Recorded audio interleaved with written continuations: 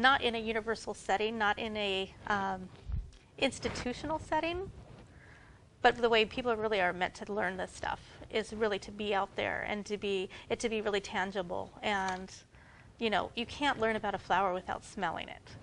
Right.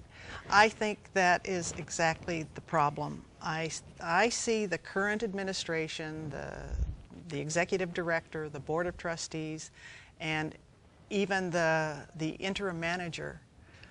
They all seem to be used to the urban botanic garden, the ones you see in big cities like the Missouri Botanical Garden and well, lots everywhere, the Huntington and all.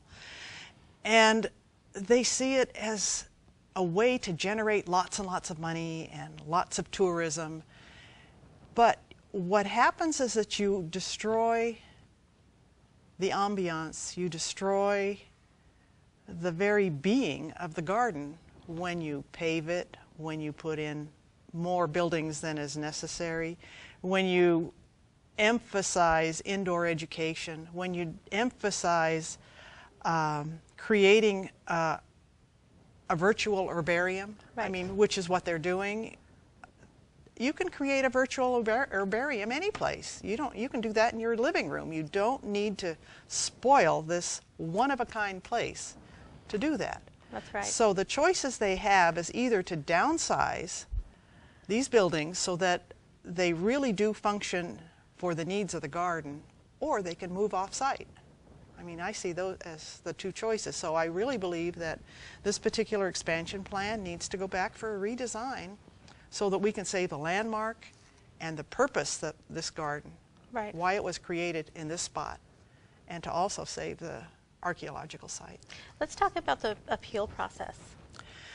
Yes, the expansion plan was permitted by the County Planning Commission, but the community felt that it was not done properly. For instance, there was not one of the commissions that even looked at the buildings or the size and scope or the uses of any of the buildings. So Friends of Mission Canyon is a community group, part of whom live in Mission Canyon. Then there is the Mission Canyon Association, which is very concerned about safety and keeping the ambiance of Mission Canyon the way it is.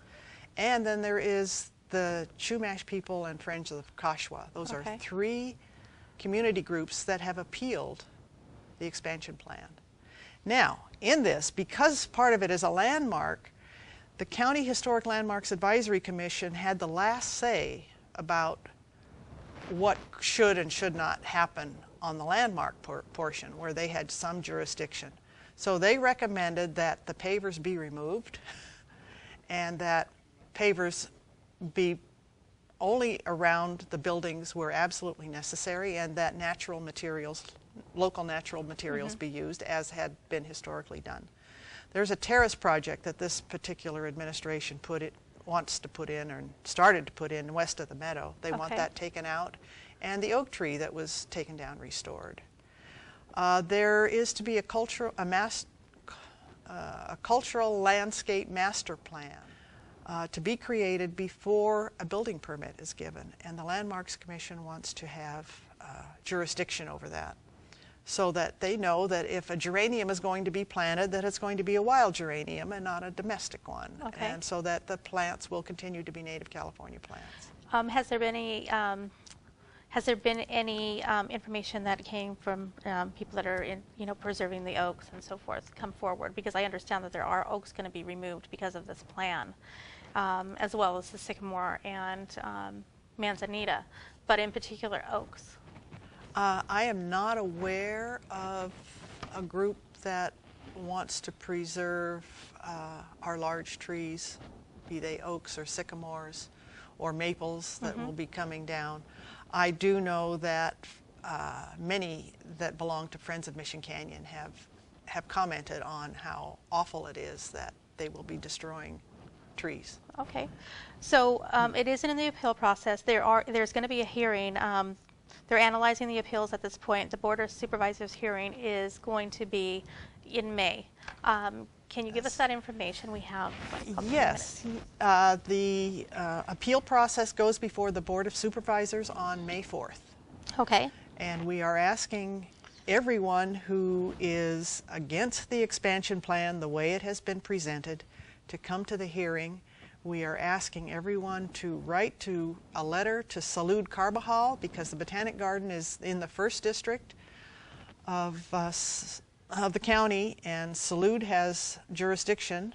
But if you live in another district, write not only to Salud Carbajal, but to your own county supervisor. Yes. Because it's going to take the joint discussion of all 5 supervisors. And we hope that they will uphold the community appeals and send this particular expansion plan back to the drawing boards. Okay.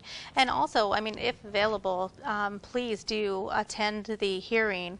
There will be a public comment period. That's right. And if you can let people know how they do that. At the hearing, you have to come. We don't know exactly what time, but stay tuned.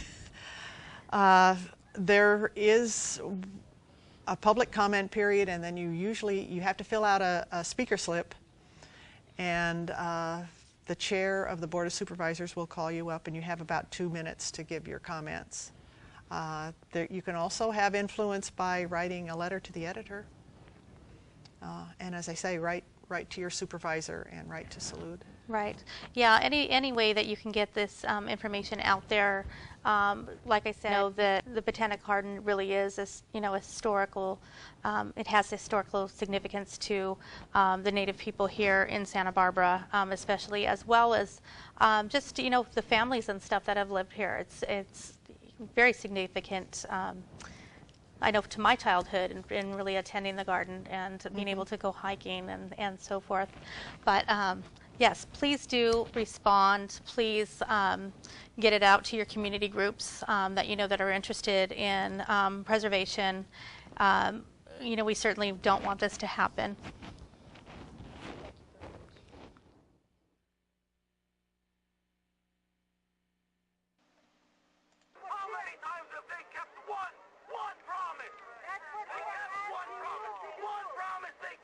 They promised to take all of our land, and they're doing